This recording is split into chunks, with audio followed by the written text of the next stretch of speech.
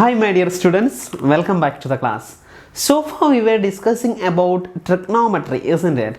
We discussed about angle, various measures to measure angle like a radian measure, degree measure, etc. And even we derived a relationship connecting radian measure and degree measure, isn't it?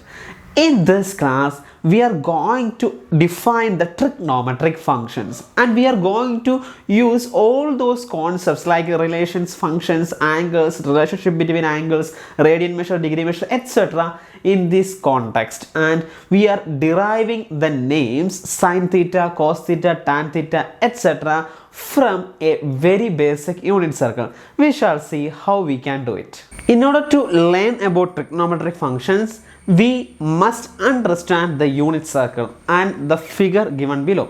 See, this is a unit circle, which means that its radius is 1 unit. Now we shall understand the terms and representations we have used in this unit circle. The first one, OP. Let OP denote any ray inside this circle, and since it is a radius, we know that the radius of a unit circle is nothing but 1 unit. Now let the angle subtended by the ray OP at the center be x radians, which means that the angle, the arc length of this AP, arc length AP will be what? X, because it is a unit circle and any arc length of x units will subtend an angle x at the center. We learned it. And let me draw a perpendicular from P to the x-axis to meet that perpendicular at M. Then we define OM by the letter A, which means that the distance OM is A unit, and let PM be the B, and which means that PM is B units. So we get OM and PB, and let us mark the points A, B, C, D are the respective points by which the circle crosses x-axis and y-axis respectively. Therefore, A is equal to 1, 0, because the radius of the circle is 1 unit and y coordinate here is 0 since it is the x-axis. So A is the point 1, 0. Similarly, B is equal to 0, 1, C is equal to minus 1, 0, and D is equal to 0, minus 1. So this is the unit circle. Now we shall derive the relationship. See, let me define. We can see a right angle triangle here, which means that there is a right angle triangle named OMP, isn't it? So OMP is a right angle triangle. Now let me define Cosec. We know that for any right angle triangle, Cosec is equal to adjacent side by hypotenuse. So Cosec is equal to A by 1, which is A unit. Similarly, Sin x. Sin x is equal to opposite side by hypotenuse. What is it? B by 1. So sin x is equal to B. Therefore, we define cos x is equal to A and sin x is equal to B from this unit circle. Also, we know that since this is a right angle triangle, A square plus B square is equal to what? A square plus B square equal to hypotenuse square, but hypotenuse is 1 unit. So A square is equal to 1 square, which is 1, which means that sin square x plus cos square x is equal to 1. So this is going to be the most important relationship or equation in this chapter. So we have sin square x plus cos square x is equal to 1. Also we learned that one complete revolution. Suppose that I am starting from here and rotating all the way to reach back here, which means that I have completed one complete revolution. And we know that in one complete revolution, we covers 2 pi radians, isn't it? One complete revolution is equal to 2 pi radian. Therefore, when I am starting here and ending here means 1 by 4th of 2 pi radian, which is equal to pi by 2. Which means that if I reach here, it means that half of a complete revolution, which means that this is pi radian. This is pi by 2 radian. And similarly, this will be 3 pi by 2 radian, isn't it? So this is 0 and this is pi by 2, this is pi radian, this is 3 pi by 2 radian, and reaching by here gives us 2 pi radians. Also note that this point is nothing but 1, 0, this point is nothing but 0, 1, this point is minus 1, 0, this point is 0, minus 1. So These all things can be easily understood from the figure. Therefore, we have defined what cos x is equal to A and sin x is equal to B, which means that cos x is the x coordinate of the respective point and sin x is the y coordinate. Why? You can see that sin x is defined by this length b, isn't it? So any increase or decrease in b will result in a corresponding change in the y coordinate, isn't it? Now similarly cos x is defined by the unit a, and any increase or decrease in a will result in a change in the x coordinate. That's why I said that cos x denote the x coordinate whereas sin x denote the y coordinate.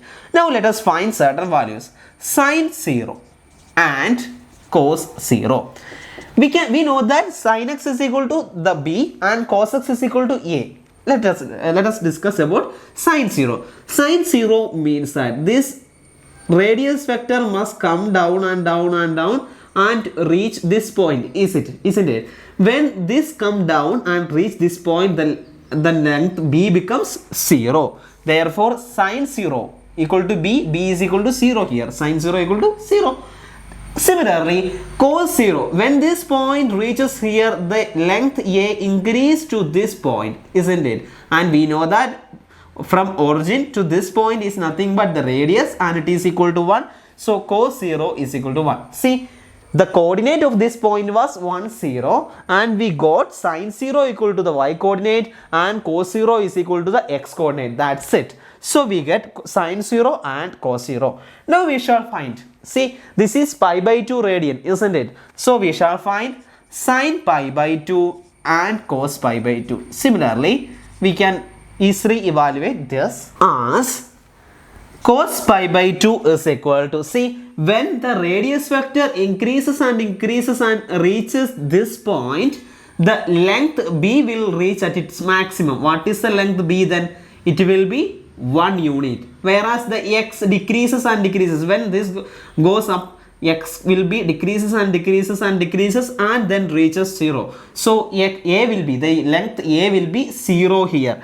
Therefore, sin pi by 2 is equal to b. What will be b then? It is equal to 1 and cos pi by 2 is equal to a. What will be a then? When this point p reaches here, a will be 0. So cos pi by 2 is equal to 0. Here also you can note that sin pi by 2 is the y coordinate, cos pi by 2 is the x coordinate. Similarly, we can easily find out sin pi and cos pi by using the same method. The x coordinate denote the cos x. So cos pi is nothing but -1. Sin pi is equal to 0. Okay. Now we shall easily find out sin 3 pi by 2 and cos 3 pi by 2 by the same method. Sin 3 pi by 2 and cos 3 pi by 2. Here also you can see that the x coordinate denote cos x. So cos 3 pi by 2 is equal to 0. Sin 3 pi by 2 is equal to -1. Again we can easily find out sin 2 pi and cos 2 pi. Sin 2 pi is equal to, again you can observe that sin x is denoted by the y coordinate. It is equal to 0 whereas cos 2 pi is equal to 1. Hence it goes on like that. And you can see a generalization from these examples as sin 0 is equal to 0, sin pi is equal to 0 and sin 2 pi is equal to 0. Sin x is equal to 0 when x is equal to n pi. You can see that sin 0 is equal to 0, sin pi is equal to 0 and sin 2 pi is equal to 0. Similarly, sin 3 pi can be 0, sin 4 pi can be 0, which means that for any integral multiple of pi, the sin x value will be 0. Similarly, cos x is equal to 0 when x is equal to 2n plus 1 pi, where here also n element of z, integral multiple, n element of z. Again you can see that, pi by 2.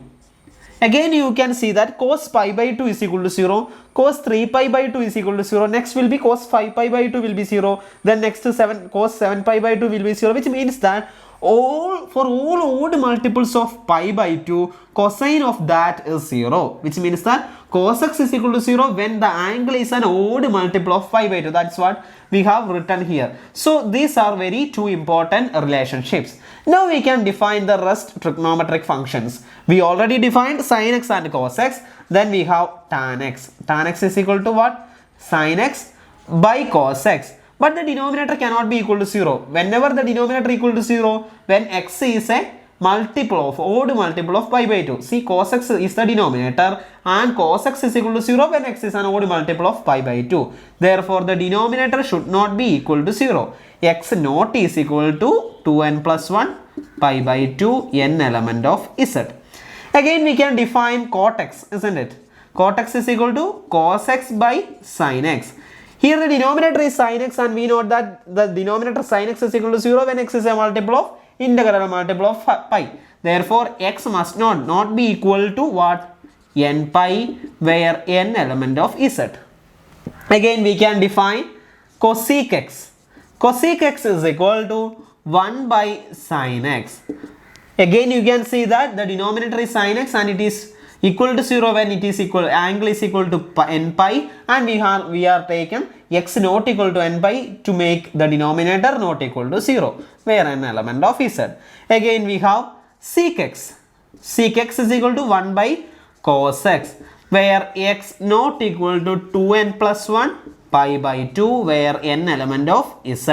Again, we can make another generalization. We know that sin square x plus cos square x is equal to what? It is equal to 1, isn't it? Now I am going to divide the left hand side and the right hand side with sin square x. Then it will become sin square x by sin square x is equal to 1 plus cos square x by sin square x is equal to, we know that cos x by sin x is equal to cot x. So cos square x by sin square x is equal to cot square x is equal to 1 by sin square x. What is 1 by sin x? You can see that 1 by sin x is equal to cosec x. So 1 by sin square x is equal to cosec square x. So this is next relationship. Again, now I am going to divide the entire relationship with cos square x. Then I have sin square x by cos square x. What is sin x by cos x? It is tan x. So sin square x by cos square x is equal to tan square x, isn't it? Plus cos square x by cos square x is equal to 1. Now 1 by cos square x. See, 1 by cos x is equal to sec x. So 1 by cos square x is equal to sec square x. So these are again going to be the two important relationships from this chapter. This can be easily obtained by dividing this relationship with sin square x and cos square x. So these are the important relationships to begin with trigonometric functions. I hope many of these relationships are very known to you. Now we shall discuss the table of values, the important values for these trigonometric functions. So we discussed about the very basic important relationships among the trigonometric functions like sin x, cos x, tan x, cosec x, etc. And also we defined those functions from a unit circle, isn't it?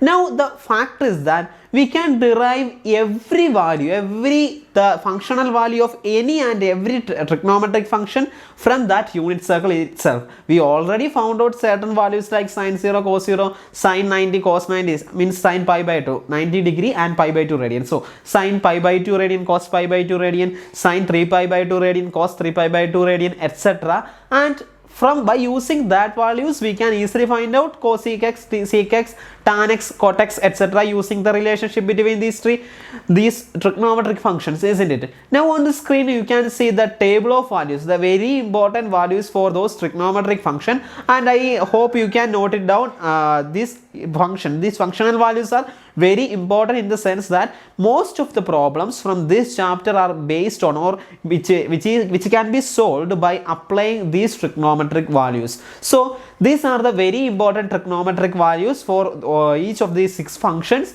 and please note it down. Now we shall discuss, or now we shall move on to the sign of trigonometric functions. Now in order to define the sign of trigonometric functions, we need a unit circle, just we done before. Suppose that this is the radius vector, so this is definitely 1 unit, and let this be x radian, and let this denote minus x radian.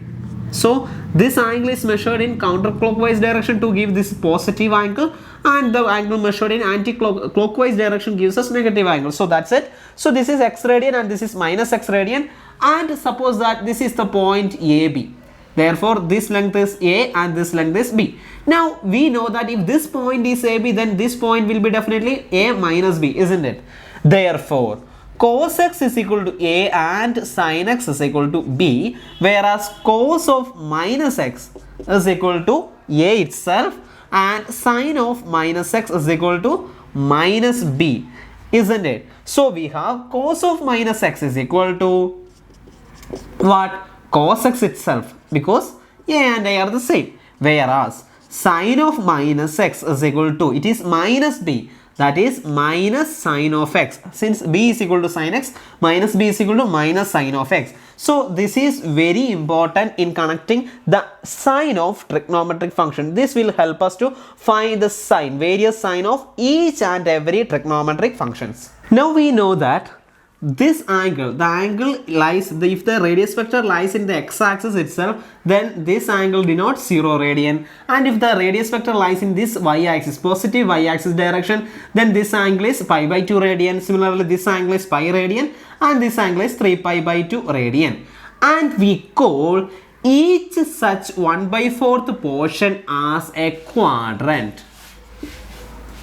So this is the first quadrant, this is the second quadrant, this is the third quadrant, and this is the fourth quadrant. So these are the quadrants in a trigonometric plane or the quadratic plane. So first quadrant, second quadrant, third quadrant, and fourth quadrant. So in order to define the signs of a trigonometric function, it is enough to discuss about the signs of each and every trigonometric functions in each of this quadrant. Now we shall observe the first quadrant. We know that cos x is equal to A, which means that A units in the x-axis, and sin x is equal to B, which means that B units in the y-axis. So in the first quadrant, we can see that A is always positive and B is always positive. Therefore, cos x, sin x. This is the first quadrant, second quadrant, third quadrant.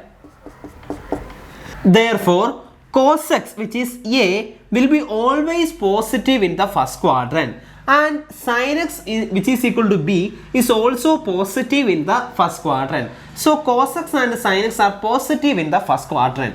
Coming on to the second quadrant, we can see that it is the negative x-axis direction. So A will be negative, which means that cos x is negative, whereas B is still positive. See, in the second quadrant also B is still positive. This is B itself. So B is positive, therefore sin x is positive. Coming on to the third quadrant, we can see that A is negative as well as B is negative, isn't it? So cos x is negative and sin x is negative. And to the last quadrant, we can see that A is positive and B is negative, which means that sin x is negative whereas cos x is positive. So these are the signs of cos x and sin x in the different quadrants. Now we shall easily find the sign of Cortex, tan x, sec x, and cosec x.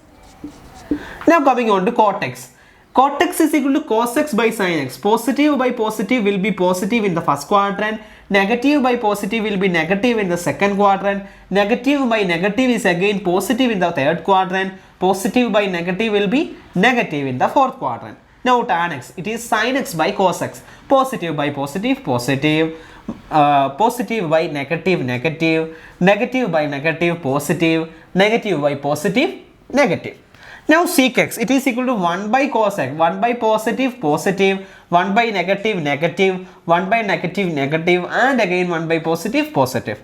Again last cosec x. 1 by sin x. 1 by positive, positive. 1 by a positive number, again positive. 1 by a negative number, negative. 1 by a negative number, negative. So this table is the sign of each and every 6 trigonometric functions in different quadrants. So we can find the sign of any trigonometric function in any quadrant using this single table. Now we shall define the domain and range of a trigonometric function. We know that each and every trigonometric function is derived from a unit circle, and we drawn a radius vector like this, and we defined this as x radians, and we defined this as a units and this as b units. We can see that we defined cos x is equal to a and sin x is equal to b. We are going to find the domain and range of trigonometric function from this single definition. See, you can see that the maximum possible value of a is 1 and the maximum possible value of b is 1 itself. That means we can put any real number in the place of x, but the result will be either a or b, isn't it? So cos x will always be a, and the maximum value of a is 1 and the least value of a is minus 1. See, in this direction, if we measure in this direction, it will be minus 1. Similarly, we can put any value for this x, and the maximum possible value of b will be 1 and the least possible value, if it is in the negative direction, it will be minus 1, isn't it? See, this is 0, this is 0 1, whereas this is 0 minus 1, you know that. So the domain of, we can find domain and range. So the domain of sin x is equal to, the domain of sin x is equal to, we can put any real number in place of x, isn't it?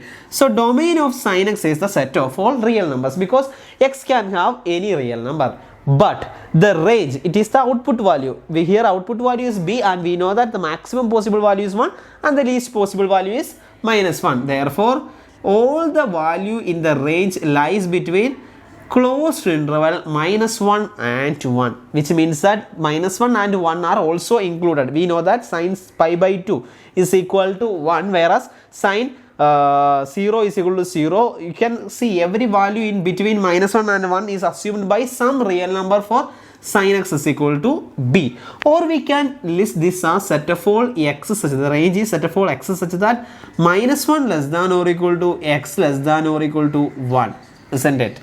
Now we shall define the domain and range of cos x.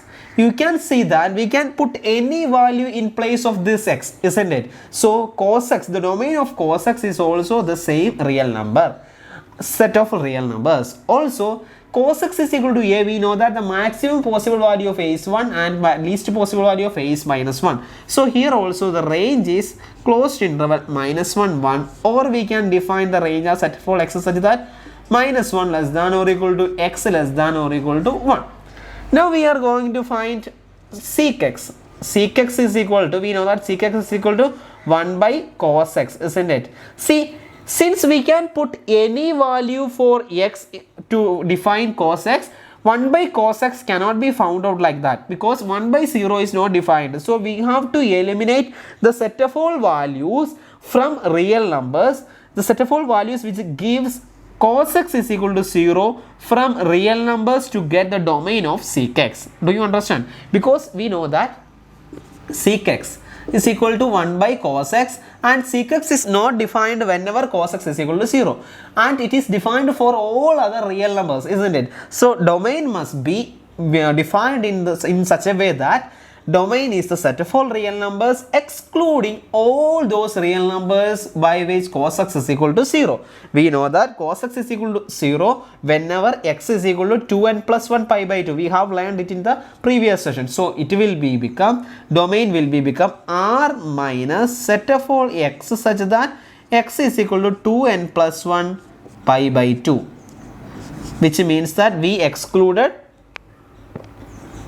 x is equal to, we excluded all odd multiples of pi by 2 from the set of real numbers to get the domain of sec x. Now we shall find the range of sec x. Now, since cos x lies in between, the range of cos x is in between minus 1 and 1, the range of sec x, which is the reciprocal of cos x, will be outside of this interval, which means that the range is either less than or equal to minus 1 or greater than or equal to 1.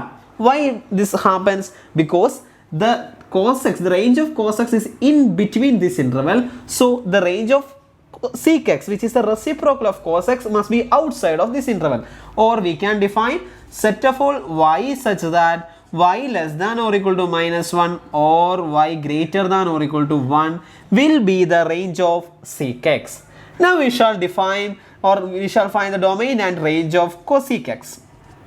We know that cosec x is equal to 1 by sin x. So the range should be, the domain should be defined in such a way that it include all the real numbers except those real numbers by which sin x is equal to 0. We know that those real numbers by which sin x is equal to 0 is the multiples of x is equal to the multiples of pi, isn't it? So R minus set of all x such that x is equal to n pi, where n element of z is the domain of cosec x and the range of cosec x. Since sin x is in between minus 1 and 1, the range of cosec x is outside, which is because it is the reciprocal of sin x, will be outside this closed interval. What it will be? It will be either less than or equal to minus 1 or greater than or equal to 1, isn't it? So it is a set of all y such that y less than or equal to minus 1 or y greater than or equal to 1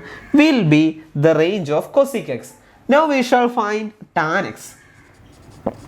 Okay, tan x is equal to actually what? Sin x by cos x, isn't it? So tan x is equal to sin x by cos x. So the domain must be defined so that the denominator is not equal to 0. That is, set of all real numbers minus set of all x such that x not is equal to 2n plus 1 pi by 2, because the denominator is 0 whenever cos x is equal to 0 and cos x is 0 when x is a multiple of 2n plus 1 pi by 2. So R minus set of all x such that. So all those set is excluded from the set of all real numbers to get the domain.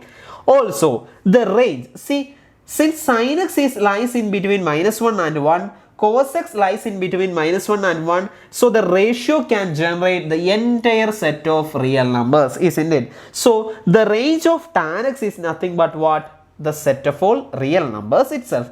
Now we shall define the domain and range of Cortex.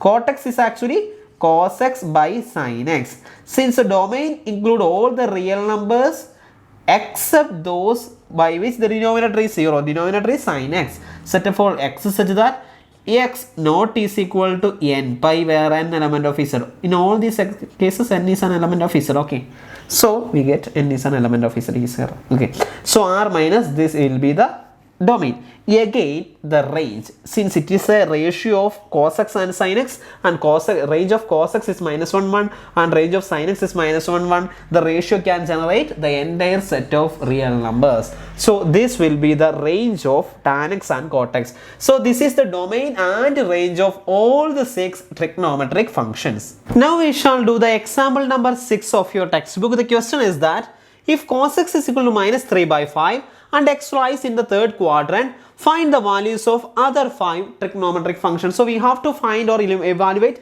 the values of all the 6 trigonometric functions, whereas one is given. So given that cos x is equal to minus 3 by 5, it is easier for us to find sec x. It is equal to minus 5 by 3 because sec x is the reciprocal of cos x. Okay, now we know that sin square x plus cos square x is equal to 1. But cos x is given. So sin square x is equal to 1 minus cos square x, isn't it? It is equal to 1 minus, what is cos x? Minus 3 by 5 the whole square. It is equal to 1 minus 9 by 25. It is equal to 16 by 25. So sin square x is equal to 16 by 25. Therefore sin x is equal to plus or minus 4 by 5, isn't it?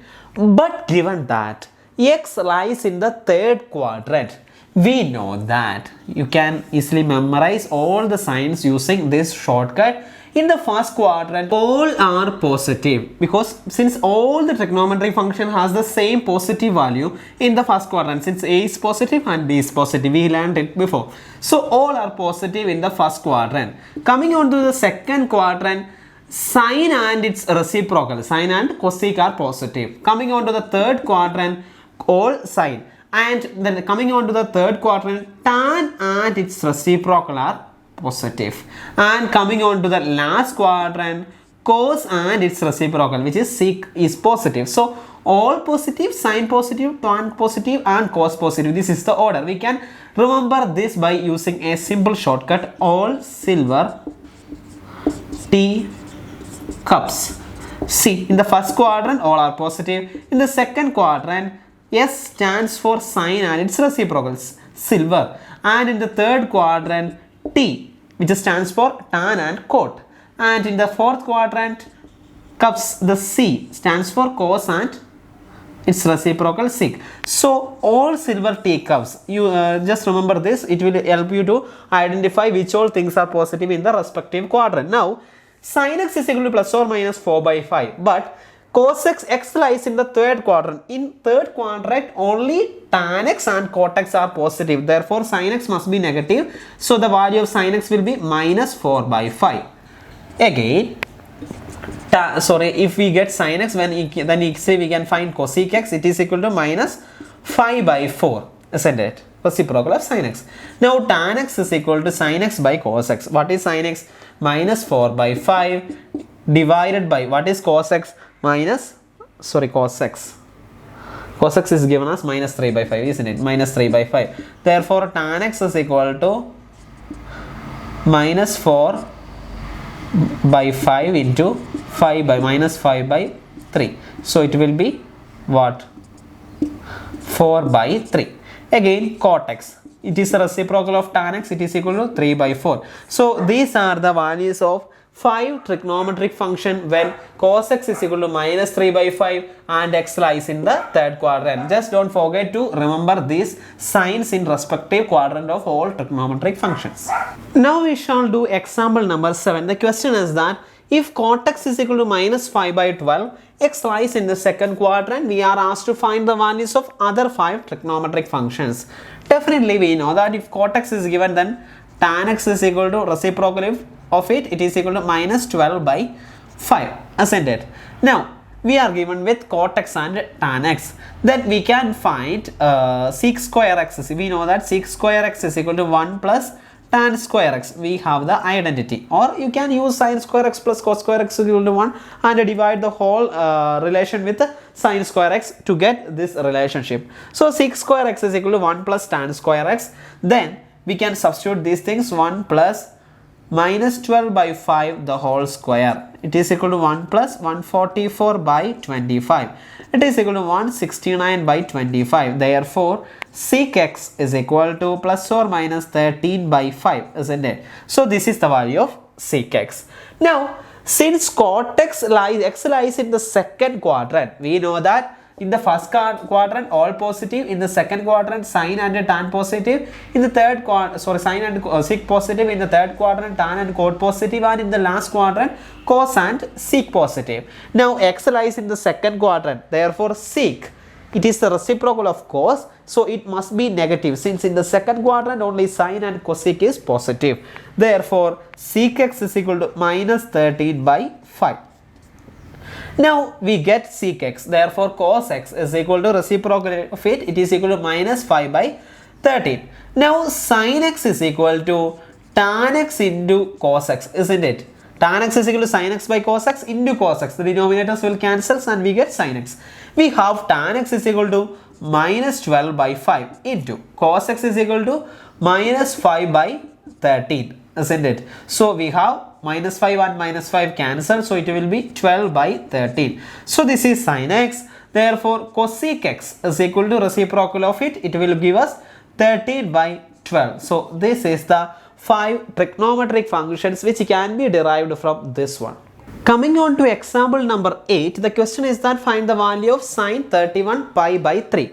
We know that when we evaluated the different trigonometric functions, we drawn a radius vector like this, and we begin to rotate the radius vector from this point to this, from initial point to this point to reach a complete revolution, and we said that it is 2 pi radians. And suppose that I am not stopping by that, I am continuing my rotation again. Suppose that I rotated this this radius vector to reach this point, and again I am rotating it is further to this point, so that new position is this radius vector. reached here after a complete revolution and taken the new position. See, it will be the same value, the radius or the angle in between them will be the same value as that of the initial one. Suppose that when I rotated this radius vector first to reach this point, I got a radian value here, and I continued my revolution, and again I reached the same position. The radian value or the angle remains the same. And suppose that again I am continuing the revolution and again I am reaching this position, this angle remains the same itself, isn't it? That means that whatever be the rotation, number of rotation, the angle will remain the same after 2 pi revolution. That means that sine x plus 2 pi is nothing but what? Sine 2 pi. Sorry, sine x. So just because the complete revolution doesn't make any change to the angle. Similarly, sine x plus 2 into 2 pi is again sine x. What happened here is I completed the revolution 2 times and again reached back this position, but the angle still remains same. That means sine x plus 2n pi doesn't make any change. It is sine x itself. Similarly, cos x plus 2n pi will not make any change. It is cos x itself. So this is very important. Now we shall solve this. We know that sine 31 pi by 3, it is equal to sine 30 plus 1 pi by 3, isn't it? It is equal to sine 10 pi plus pi by 3, isn't it? See, it is a multiple of 2 pi, hence it will be equal to sine pi by 3 itself. So we know the value of sine pi by 3 as root 3 by 2. So this will be the answer for this question. Coming on to example number 9, the question is that find the value of cos 1700 minus 1710 degree.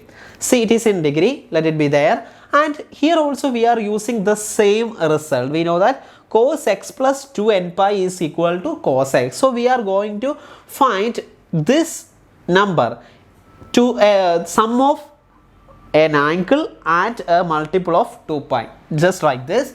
Suppose that I am writing cos minus 1710 degree as it is equal to cos minus 1710 degree plus 5 into 2 pi. 2 pi is actually 360 degrees since we are using 3 degree measure since the given question is degree. See, this is of the form cos x plus 2n pi, isn't it? X plus 2n pi, or n, here n is equal to 5. So n into 2 pi. So cos x plus 2n pi is equal to nothing but cos x. We have this relation. See, in this place of x we have minus 1710 degree, whereas in the place of n we have 5. This is the only difference. So this is of the form. Now we know that this is equal to this. Okay. Now let us evaluate this side. It is equal to cos minus 1110 degree plus 5 into 360 degree is nothing but 1800 degree, and it is equal to cos, what is this, 90 degree. It is equal to 0. We know that cos 90 degree equal to 0. So this is the trick of doing this problem. So this is very important problem coming on to competitive exams also. So whenever we are asked to such a problem, we have to find, or we have to make this angle, if it is a bigger angle, make this angle as a sum of the same angle plus a multiple of 2 pi. We made it so, and we know that these two are equal, and we simplified this side to get this is equal to 0, and this is the method of doing such problems. So I hope you understood the problems, the definitions, the concepts we discussed in this session. So if you have any doubt, you can contact me and clear your doubts. So this is very important session regarding, we are doing lot of problems in the coming sessions and in coming exercise. So in order to understand each and every concepts now we are going to discuss in the further classes, you have to understand this very well. So you have to revise this session very well. So I hope you understood, and we shall see in the next class. Bye bye.